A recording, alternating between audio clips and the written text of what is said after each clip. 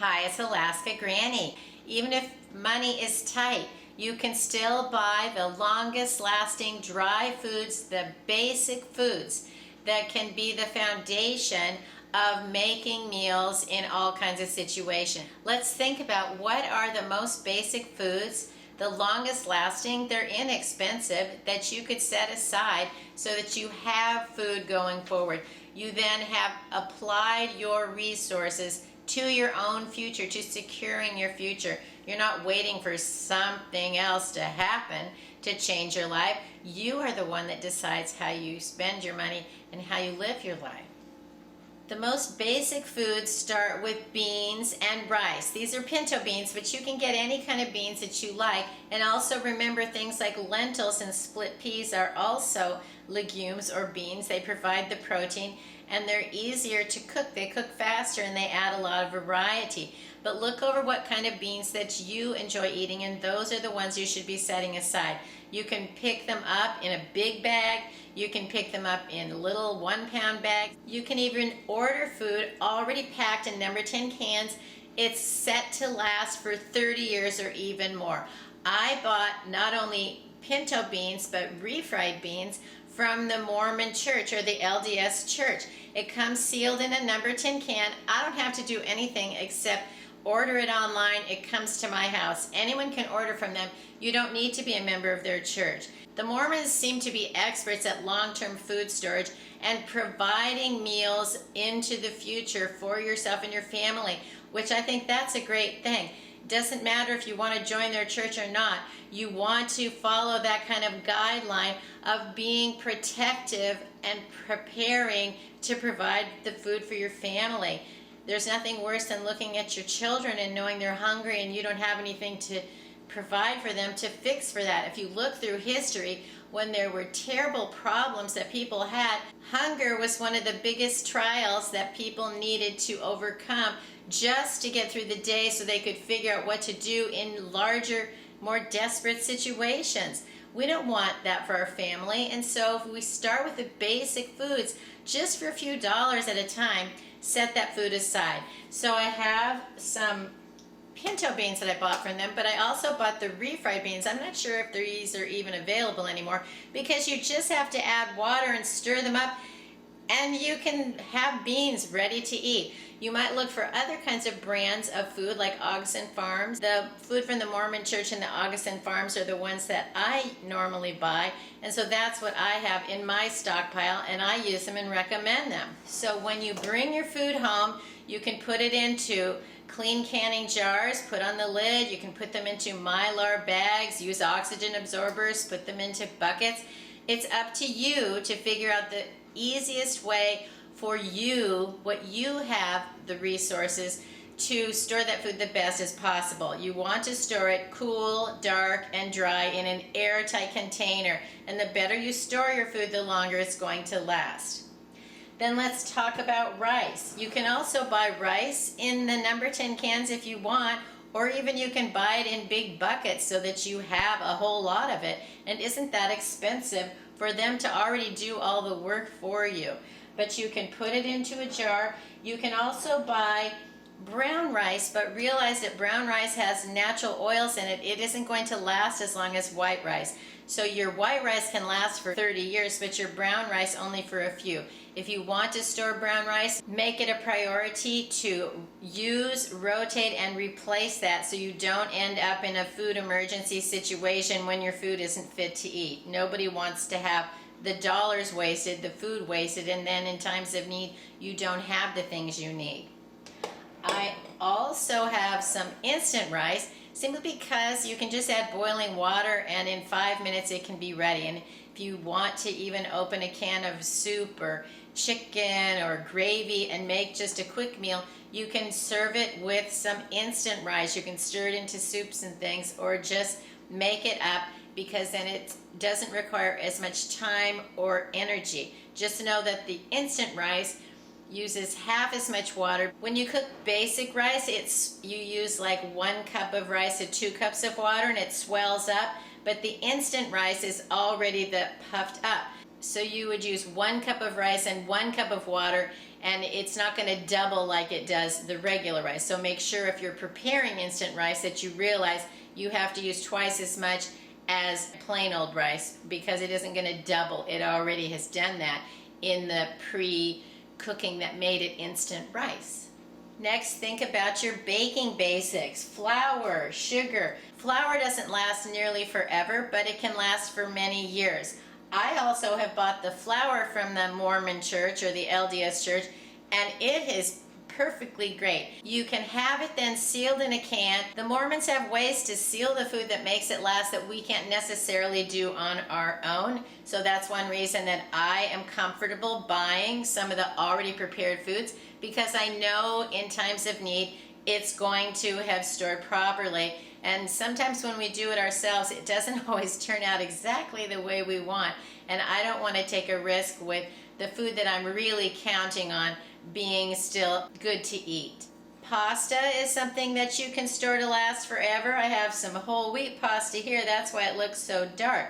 I also find that when I buy the long straight noodles like spaghetti, fettuccine, linguine, they take up way less room in the jar. You can break them in half, put them in the jar, put 2 pounds in one jar instead of only, say, a half of a pound of some of the interesting curly noodles. But it's nice to have variety in our shapes, but just make sure if space is an issue, store what takes up the least amount of room and gives you the most food for your dollars. Oatmeal is also a long-lasting food. I've ordered it several times from the Mormon church or the LDS church. You can also pick it up at the store, bring it home, put it in a container. Oatmeal is so easy. You don't even have to cook it. You can make overnight oats, soak it overnight, and you can have food, a meal, something to eat with very little preparation. When you're using your foods, say for example flour, Christmas is coming, you're baking cookies and breads and desserts. When you use up the flour that's in your pantry, don't just go to the store and buy a new one and put it in the pantry.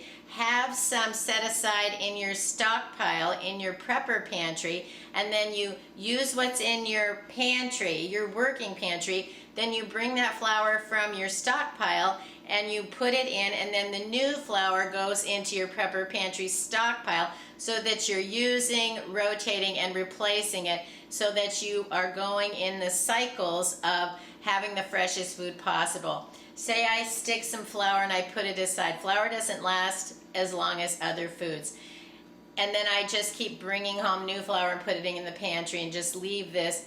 That could end up not being good anymore, and it was simple enough to put it in the pantry and then store the new flour. And so that's one of the strategies you need to make sure you don't skip those steps, so that you're actually having the best success with your food storage. Now let's look at some of the smaller food items that can be just as basic, just as long lasting, and ingredients you probably want to have in your very basic food stockpile. Think about salt. There's all different kinds of salt. You can have just plain salt, iodized salt, Himalayan salt, and if you like to do canning, pickling, or preserving, make sure you have those salts on hand as well. So stock up on some extra salt. It is one of the great ways to preserve food that has been around since the beginning of time. People have used salt to preserve the foods that they have to make them last the longest. Then think about staples like baking soda, baking powder. They even have the recipe on baking powder for how to make biscuits. It's simple, and you have the basic ingredients. So have these baking soda not just for cooking, but also for cleaning and refreshing and deodorizing, and then the baking powder. How do you know if these are still good? I made a video about how to tell if baking soda is still fresh and how to tell if baking powder is still fresh. And I'll put a link to each of those videos so that you can know if yours is still going to be good for cooking. Pick up some packets of yeast, buy it in a jar. I've been baking a lot of bread in my bread machine because it's so simple and inexpensive, and I've been using the quick yeast, so I need to get some more of that. Figure out which kind of yeast you use the most and have some of that. And I store it in my freezer, and the yeast stays fresh and lasts for many years as long as you store it airtight, cool, dark, and dry. Is chocolate something you can't live without? Chocolate doesn't last long term because it has oils in it. But Hershey's cocoa powder does, so maybe you want to pick up some cocoa powder and you can still make things with chocolatey flavors. Think about the basic spices and seasonings that you use. Use garlic powder, onion powder, pepper, oregano. Think of all the seasonings and spices that you use. Pick up an extra package. I made a video about what I think are the basic seasonings and spices and how I store my extra ones, so I'll put a link to that video in case you want to see how I do it, in case it gives you some ideas of things that you want to store and how to do it as well. Eggs are a great thing to have on hand. You can buy powdered eggs. I've also bought the egg replacer from Bob's Red Mill. You just measure it out by tablespoons and you can put it into your recipe so that you have like a powdered egg. This was less expensive than buying a whole container of powdered eggs, but I have both and they're both quite good. Make sure again you store it airtight so it'll last the longest. Not dry or powder, but it'll last forever and it can be very handy in basic recipes, is honey. Honey can last forever and it also has medicinal purposes. It also, you can use it, say, if you have allergies. Get the most local honey you can find and take a teaspoon every day. The bees are collecting the plants that live closest to you if you get the local honey, and it can actually help you develop immunities to the allergies of those things that you're allergic to. Honey is delicious, but it also has other uses, and so since it can last forever, I think it's a must-have in your basic prepper pantry.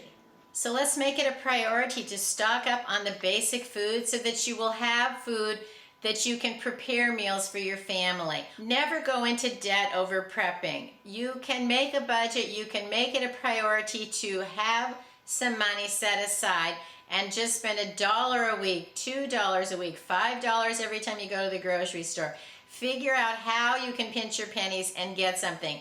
And if you are in debt for any reason, my suggestion is that you get out of debt. You live a more peaceful life. Plus, the economy isn't looking so great and crisis is happening all over the world. The last thing you want to find yourself is in financial straits if we're going to have some kind of emergency. We want to have simplified our life the best we can and provided the things that we really do need. So prioritize how you're spending your money, what supplies you're deciding to stockpile, and also think about the people that you spend your time with. Make sure it's the ones you care about and you love, that you let them know how you feel about them.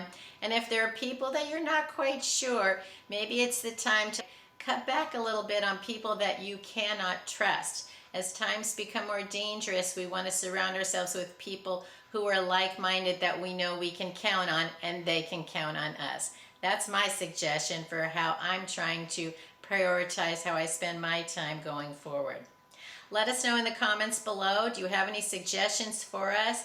How can we make sure that we're safe in a dangerous world? One way is to make sure that we have enough food to sustain ourselves and our families. I hope you'll like my video, share it with someone else you think might enjoy it. Please subscribe to the Alaska Granny channel.